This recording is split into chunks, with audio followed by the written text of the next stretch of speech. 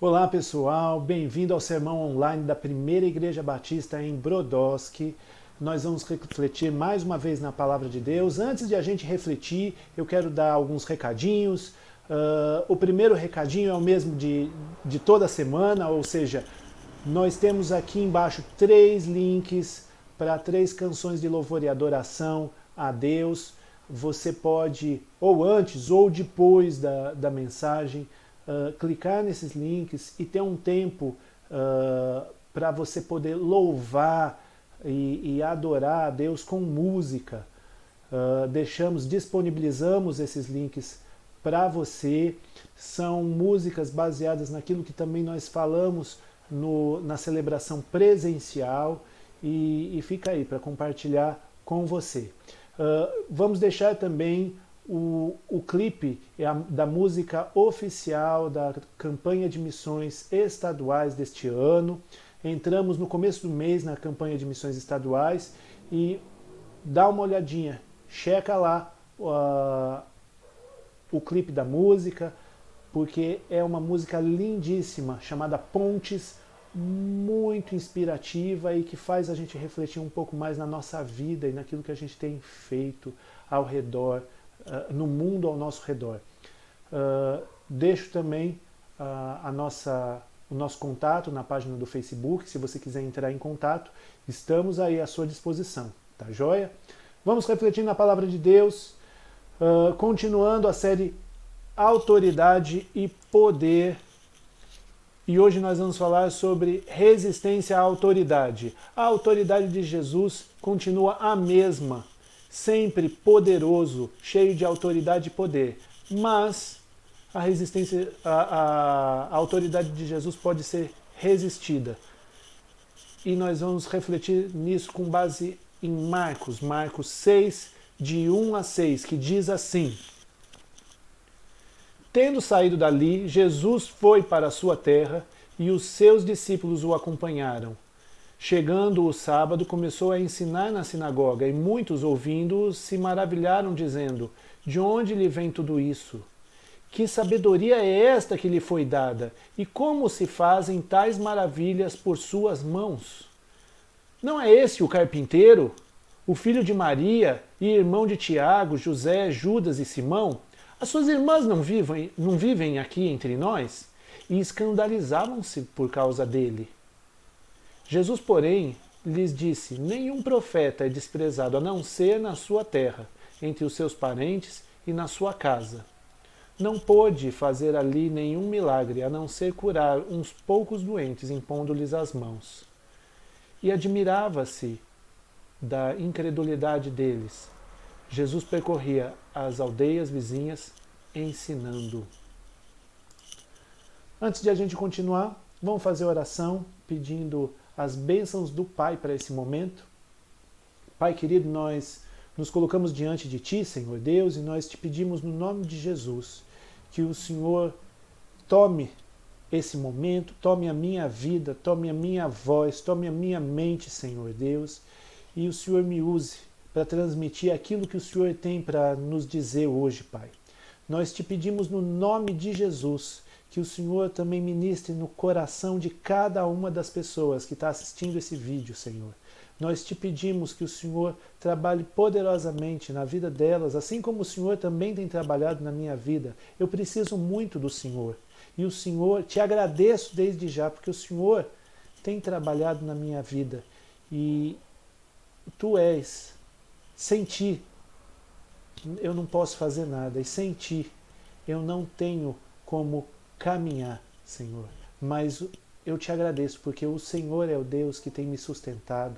O Senhor é o Deus que tem trabalhado na minha vida, que tem falado comigo, que tem compartilhado da Tua palavra comigo, Senhor Deus. E o que eu quero nesse instante é, na unção do Teu Espírito Santo, compartilhar aquilo que Tu tens me dado também com aqueles que estão assistindo esse vídeo, Senhor Deus. Eu te peço isso no nome de Jesus, Pai. Amém. Existem alguns erros que o pessoal de Nazaré cometeu. Eu falo pessoal de Nazaré porque, embora o texto não vai falar sobre isso, quando Marcos diz Jesus foi para a sua terra, ele está dizendo de Nazaré, uma região também ali, né, uma cidade, uma aldeia, ali naquela região onde Jesus trabalhava, onde ele ministrava, onde ele pregava, onde ele atendia as pessoas, e é uma aldeia onde ele cresceu, a cidadela onde ele cresceu. As pessoas conheciam ele, conheciam a família dele morava ali, e, portanto, quando Marcos fala Jesus foi para a sua terra, a gente já sabe que é Nazaré. E, como nós lemos no texto, ele não foi bem aceito como o Salvador, como aquele que falava palavras de vida, que curava, que transformava a vida das pessoas. Ele não foi bem aceito. E não foi bem aceito por algumas posturas dos nazarenos com relação a Jesus. Eu quero que você perceba, junto com o decorrer da nossa caminhada aqui, 3 erros que os nazarenos cometeram, para que o exemplo deles fique para nós, no sentido de não cairmos no mesmo erro. E o primeiro erro é o seguinte: o erro em diminuir Jesus. No verso 3 vai dizer assim: não é este o carpinteiro? Ora, nós estamos lendo o livro de Marcos. O livro de Marcos, ele começa fazendo uma apresentação que diz assim, é muito simples, Marcos 1:1, princípio do Evangelho de Jesus Cristo, Filho de Deus. Simples, não é? Princípio do Evangelho de Jesus Cristo, Filho de Deus. Ele apresenta Jesus como o Cristo, o Filho de Deus. E para isso, eu quero que você entenda. Se você não sabia que Cristo não é o sobrenome de Jesus, fica sabendo nesse instante. Cristo não é o sobrenome de Jesus. Cristo é um título, que quer dizer o ungido, o escolhido. E em termos práticos, Jesus como o escolhido de Deus para ser o Salvador da humanidade, quando nós falamos Jesus é o Cristo, Jesus Cristo, nós estamos dizendo Jesus é o Salvador. É Ele quem pode salvar as pessoas, é Ele quem pode perdoar as pessoas, é Ele quem pode purificar as pessoas, é Ele quem pode transformar a vida das pessoas, é Ele quem pode tirar as pessoas da desesperança para esperança viva e eterna nele. A outra designação que Marcos dá logo no começo é Jesus Cristo, Filho de Deus. Ele não é qualquer homem. Embora ele tenha se feito carne, né, tenha se feito ser humano e andou entre nós, ele não é qualquer homem. Além de homem, ele é o Filho de Deus. Ele é Deus. O Evangelho de João vai dizer que no princípio era o Verbo estava com Deus e o Verbo era Deus. Quando João fala do Verbo, está falando sobre Jesus e está dizendo que Jesus estava com Deus e Jesus é Deus. Nota, nós estamos falando de um homem que andou pela região da Galileia, ali na Palestina, e que falava palavras de vida, e que ensinava com autoridade e poder, e que agia com autoridade e poder, e transformava com autoridade e poder a vida das pessoas. Porque ele era o Salvador, e ele é o Salvador, porque ele é o Filho de Deus, porque ele é o próprio Deus revelado a nós. E ele chega com discípulos em Nazaré, ele chega com uma mensagem poderosa, ele chega com a notícia de que ele tem transformado a vida das pessoas nas aldeias ao redor, e tudo o que perguntam para ele é: mas esse não é o carpinteiro? Eles reduziram Jesus a ser o carpinteiro. É claro, nós estamos falando de Nazaré, a cidade onde Jesus cresceu. Então, todo mundo ali, dos mais velhos, dos anciãos da cidade pelo menos, conheciam Jesus, tinha visto Jesus brincar, tinha visto Jesus crescer, tinha visto Jesus aprender, tinha visto Jesus começar o seu ofício de carpinteiro. O carpinteiro naquela época não só mexia com madeira, mas também mexia com pedra, entalhava pedra, fazia serviço de pedreiro mesmo, né, de montar as fiadas de muro, erguer casa. Jesus fazia tudo isso. E os nazarenos viram ele aprendendo, desenvolvendo e fazendo esses serviços. Mas de repente ele volta, como diz o texto, com os seus apóstolos, com os seus discípulos. Mas ele não era um rabino. Ele volta ensinando na sinagoga e falando palavras de autoridade, mas ele não era um grande mestre em Nazaré. Ele impõe as mãos sobre algumas pessoas e elas são curadas, mas que poder que é esse? Que maravilhas que são essas? Não é esse o carpinteiro? Ele é carpinteiro. A sua família está aqui com a gente conhece ele. Por que o carpinteiro está fazendo essas coisas? Então é uma redução de quem Jesus é. Jesus é o Salvador, o Filho de Deus, e tudo que eles puderem enxergar em Jesus não é esse o carpinteiro? Nota, hoje em dia não é diferente. Tá certo que a gente não conhece Jesus como alguém que cresceu entre nós, que era criança entre nós, a gente não o vê como um carpinteiro, mas a gente mesmo assim tende a reduzir Jesus. A gente tende a reduzir ele a um grande filósofo, a gente tende a reduzir ele a um pacifista, a um mestre, a alguém que lutou pelas causas sociais. A gente tende a reduzir Jesus. Pode ser que ele tenha trabalhado a paz, pode ser que ele seja um mestre, e ele é, pode ser que ele veio com um tipo de ideia diferente daquela que era pregada na ocasião, sim, pode ser. Mas dizer que tudo isso era porque ele era um filósofo, porque ele era um pensador, porque ele era um homem bom, pura e simplesmente, reduz demais quem Jesus realmente é. Jesus é o Salvador, o Filho de Deus. E a gente não pode esquecer disso, porque isso faz toda a diferença. Ele não é simplesmente um homem iluminado, ele é a própria luz. Ele não é um homem com uma mensagem nova, ele é a própria palavra de Deus, exposta e revelada para a humanidade. Ele não é qualquer homem, ele não é qualquer pessoa. Não é. E simplesmente dizer assim, Jesus era um homem bom, um bom mestre, um líder, não faz dele tudo o que ele é. Você pode gostar de Jesus, mas se você reduzir Jesus a tudo isso, ele não vai ser. Ele não vai agir na sua vida da forma como ele está pronto para agir. Entende? Então, o primeiro erro dos nazarenos foi reduzir Jesus, o Filho de Deus, o Salvador, ao carpinteiro. E às vezes a gente reduz também Jesus a alguns estereótipos, como por exemplo esse, um filósofo, um mestre, um homem bom, um homem das causas sociais, um homem que amava as pessoas. Tudo isso é verdade, mas não é a essência de quem Jesus é.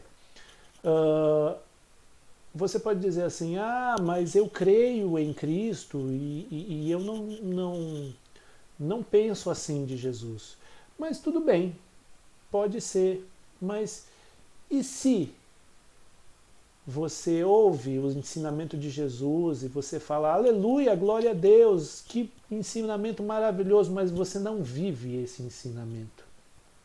E se Jesus é reduzido na sua vida só em palavras, o nome dele anda na sua boca, Jesus é bom, Jesus é maravilhoso, mas você não vive a bondade, você não se curva diante da maravilha de Jesus. Cristo é grande, mas você não se curva diante da grandeza. Você lê sobre os ensinamentos de Jesus, mas você não os vive. Tudo isso é reduzir Jesus a algo muito menor do que a própria essência dele, o Salvador, o Filho de Deus. Às vezes, o nome de Jesus é reduzido a só um termo, uma interjeição, quando a gente precisa falar assim, em nome de Jesus isso vai acontecer de bom. Quando a gente vê que algo ruim pode acontecer e a gente fala assim, o sangue de Jesus tem poder, em nome de Jesus isso não vai acontecer. E às vezes a gente reduz o nome de Jesus a uma expressão que seja como uma simpatia para afastar mal olhado, ou para atrair coisa boa, como se o nome de Jesus pudesse ser reduzido a um negócio desse. Tem gente que fala, em nome de Jesus não vai acontecer, como tem gente que bate na madeira. E aí a gente reduz o nome de Jesus, a pessoa de Jesus, a uma conversinha que não é e não expressa a essência do Jesus Salvador e Filho de Deus, que Ele é. Então esse é o primeiro erro que a gente pode cometer e que os nazarenos também cometeram, reduzir Jesus dentro daquilo que realmente Ele é. Além disso,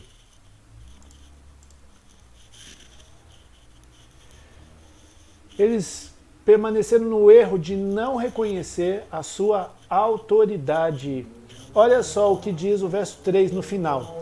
E escandalizavam-se por causa dele. O que isso quer dizer? Por que os nazarenos se escandalizavam de Jesus? Não era um escandalizar de... Não, era um escandalizar no sentido de se ofender.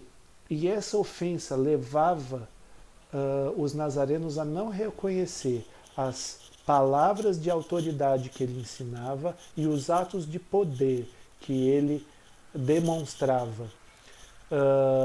É muito simples você entender o nazareno. Os nazarenos, eles viram Jesus crescer. Pensa naquela tiazinha nazarena que pegou Jesus no colo, que ajudou a Dona Maria a trocar a fralda de Jesus. Pensa nessa tiazinha vendo ele chegar na aldeia com 12 discípulos, falando palavras de vida, mudando a situação das pessoas, transformando a vida das pessoas através do seu poder e da sua autoridade. Ela olha e fala assim, mas o que é isso? O que Jesus está fazendo? Peguei esse menino no colo, vi ele crescer, conheço os amiguinhos dele, conheço a mãe, os irmãos dele. O que ele está fazendo? Quem que ele pensa que é? Quem que ele pensa que é para tentar me ensinar? Quem que ele pensa que é para tentar se meter na minha vida? Peguei esse menino no colo, troquei as fraldas dele. Então é muito fácil você entender como um nazareno pensava com relação a Jesus. Porque ele era de casa.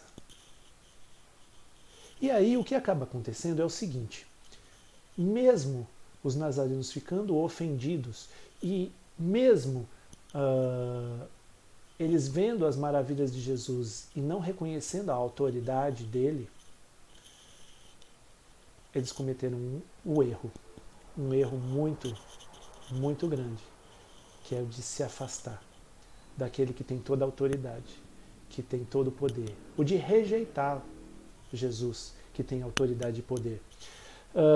É importante que a gente saiba que, assim como os nazarenos, porque não adianta a gente jogar pedra nos nazarenos e falar assim, olha lá, hein?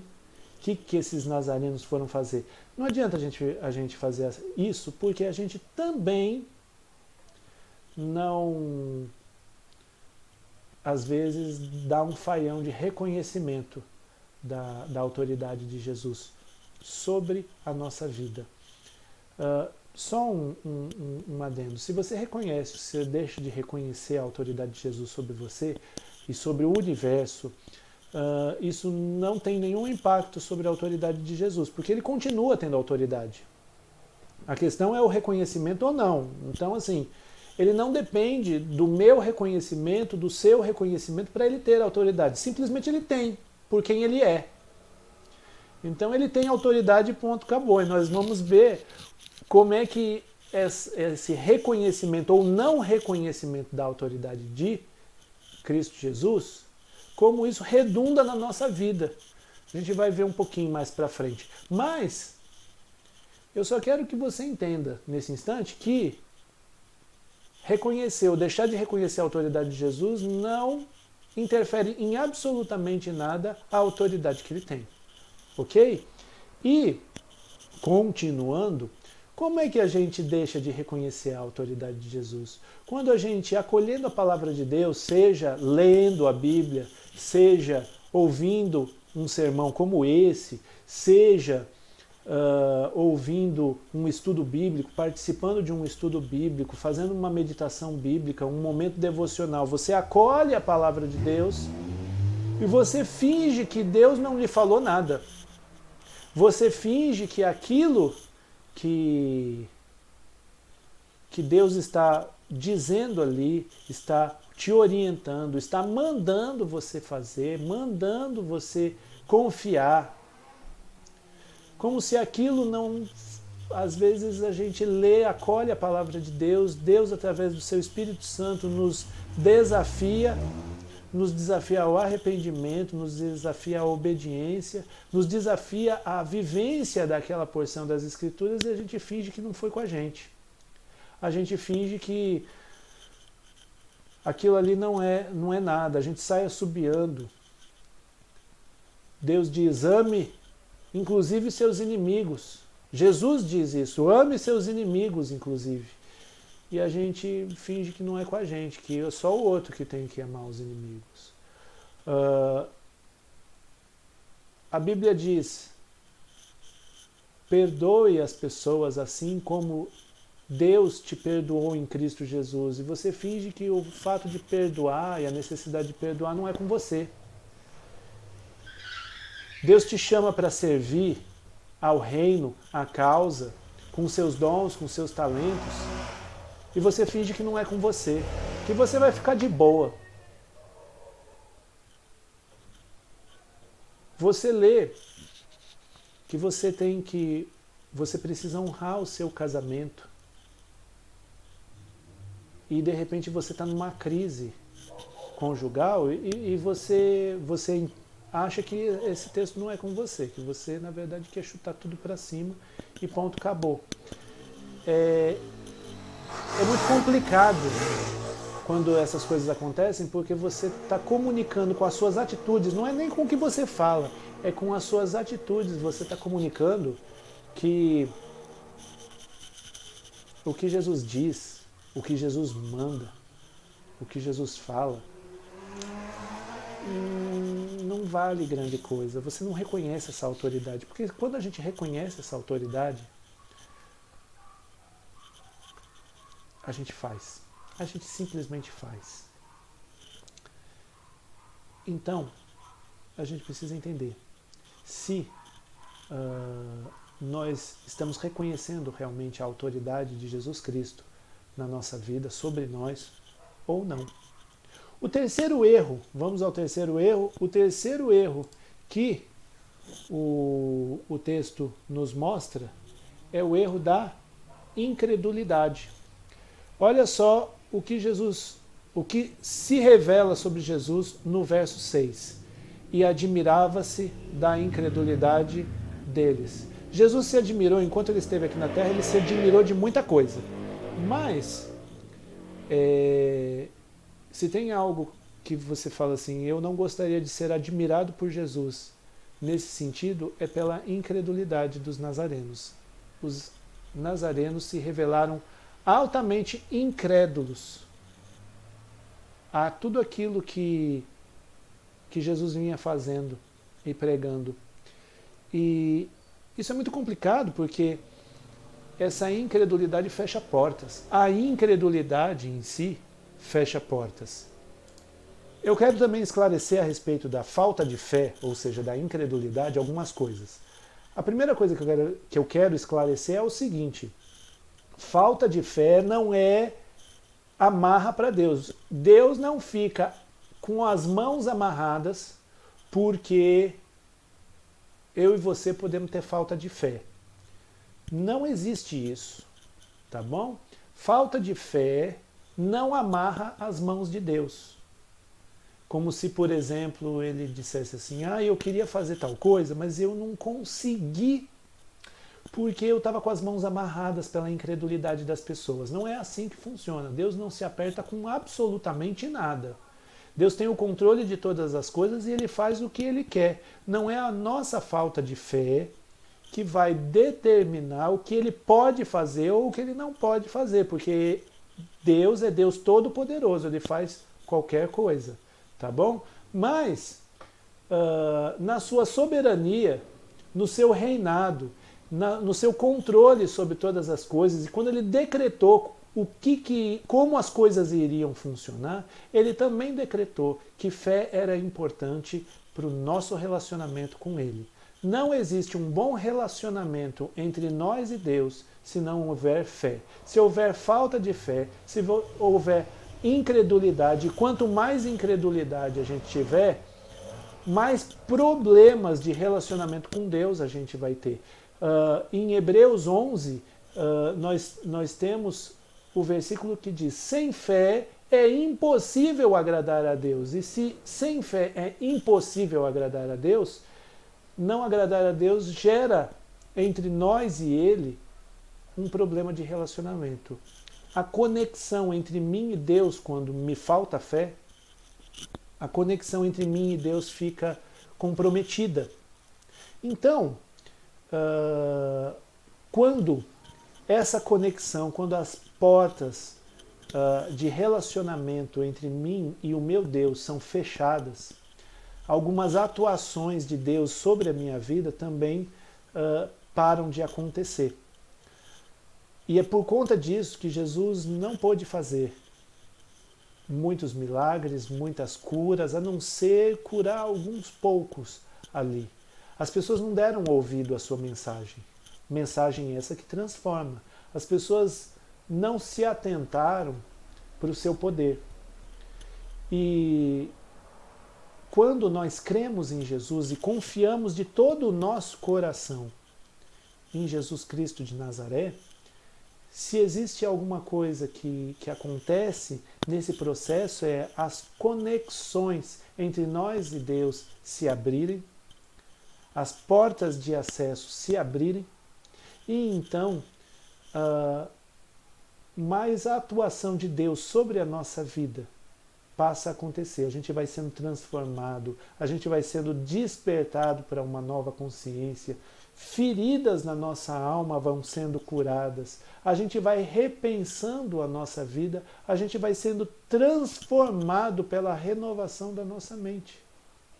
E a gente vai experimentando, como diz lá em Romanos 12, a boa, agradável e perfeita vontade de Deus. Mas tudo isso só acontece quando a gente tem uma conexão livre com Deus. Como a gente estabelece ou consegue uma conexão livre com Deus, uma boa conexão com Deus? Fé. Se você não tem fé, sua conexão com Deus fica comprometida. Então, lembrando, fé não amarra a mão de Deus, mas Ele decretou na sua soberania que fé era um elemento fundamental na relação entre Ele e você, entre mim e Ele. Sem fé é impossível agradar a Deus. Por isso, se você, por exemplo, sofre de falta de fé, a primeira coisa que eu te falo a respeito disso é: chega diante de Jesus em oração e faz que nem algumas pessoas, na época que Ele estava entre nós, faz como algumas pessoas fizeram. Chega para Ele e fala assim: Jesus, me ajuda na minha falta de fé. Isso já é um bom começo. Segundo, a Bíblia diz que a fé vem pelo ouvir, e o ouvir a palavra de Deus. Ouvir aqui no sentido de acolher, né? Ler,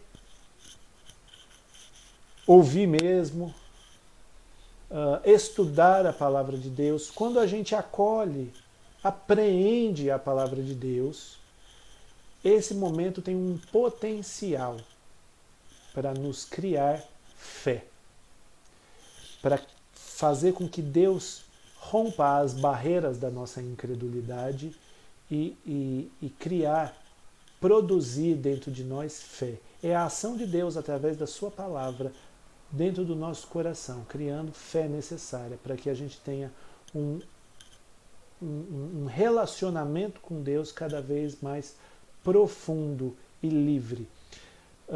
Nota, meu querido, minha querida, se você não estiver disposto a viver aquilo, a palavra de Deus que você tem acolhido, ouvido, lido, estudado, isso também é meio complicado, porque você está lendo por esporte, lendo porque talvez você ache que por osmose vai dar certo. A intenção é que você busque a Deus de todo o coração. Jeremias 29 vai dizer isso, vai dizer, vocês vão me buscar e vocês vão me encontrar, quando vocês me buscarem de todo o coração. Buscar de todo o coração, quando a gente abre a palavra de Deus, é pura e simplesmente você já, desde antes de começar a meditar nas realidades da palavra de Deus, é você começar a dispor o coração para viver aquilo que Deus vai lhe falar. Então, se você quer crescer em fé, e fé em Deus, né, você precisa ouvir, acolher a palavra de Deus, disposto a viver aquilo que justamente a Bíblia vai te desafiar, vai te orientar e vai te ensinar. Ok? Continuando, por fim, né? As consequências desses 3 erros. Eu peguei emprestado um texto que não estava no texto que lemos originalmente, né? Está lá em Mateus 10, 33 e diz assim, mas aquele que me negar diante das pessoas, também eu o negarei diante de meu Pai que está nos céus. Reconhecer ou não reconhecer a autoridade de Jesus, diminuir a personalidade de Jesus, descrer de Jesus, tudo isso vai ter uma consequência futura. Um dia você vai ter que prestar contas a Deus sobre o que você fez da sua vida. Eu também vou ter que prestar contas do que eu fiz da minha vida. E nesse processo, eu vou ter que prestar contas de como eu encarei Jesus, como eu reconheci e vivi debaixo da autoridade dele, e quanto eu realmente confiei nele e pus a minha esperança nele. Isso são coisas que eu vou ter que prestar contas a Deus quando eu estiver diante dele e ele me pedir essas contas. Por isso, pode ser que um dia aquela pessoa que nunca reconheceu a autoridade de Jesus, que sempre diminuiu Jesus, que nunca creu em Jesus, pode ser que um dia Jesus olhe para ela e fale assim, fica longe de mim porque eu nunca te conheci. E isso vai ser muito, muito triste. E tudo que eu estou te dizendo é muito pequeno diante da situação em si, porque a situação vai ser grave. Eu e você, a gente vai ter que prestar contas de como a gente lidou com a autoridade de Jesus, se a gente reconheceu essa autoridade ou não. E a gente vai colher os frutos disso, não tem escapatória nesse sentido. É que nem, por exemplo, você está dirigindo seu carro e aí vem uma viatura e manda você encostar e você não encosta. Ora, o que vai acontecer? Você não está reconhecendo a autoridade policial e isso vai lhe custar caro. Isso vai lhe custar caro. Na melhor das hipóteses, você vai ser levado lá para a delegacia para tomar um enquadro. Então, assim, reconhecer ou deixar de reconhecer a autoridade de Jesus causa na gente um fruto futuro, né? Nós vamos colher esses frutos. E o que eu espero é que o fruto colhido pela sua atitude, e claro, pela minha atitude, né, seja o fruto, um bom fruto por ter reconhecido a autoridade de Jesus, de ter encarado Jesus e vivido uma relação com Jesus como o Salvador, o Filho de Deus, e ter tido uma relação com Jesus de total confiança e de total esperança nele. A minha oração é justamente essa para você e para a sua vida. E por isso eu quero fazer essa oração nesse instante. Tá ok? Vamos orar mais uma vez? Pai querido, nós nos colocamos diante de Ti, Senhor Deus, e nós te pedimos perdão por todas as vezes que o Senhor,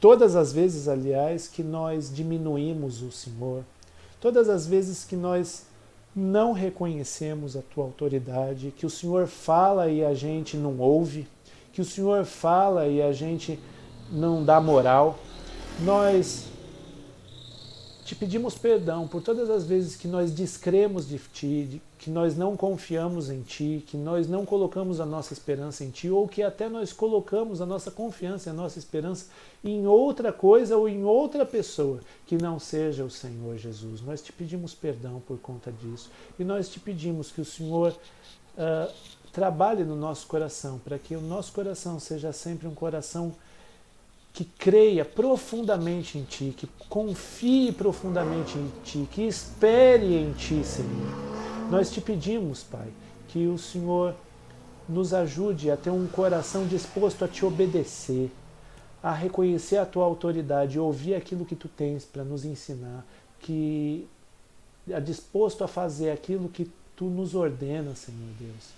Nós te pedimos isso no nome de Jesus. Ajuda-nos a Te ver sempre como aquele que tem toda a autoridade, todo o poder, porque Tu és Deus e porque Tu és Salvador.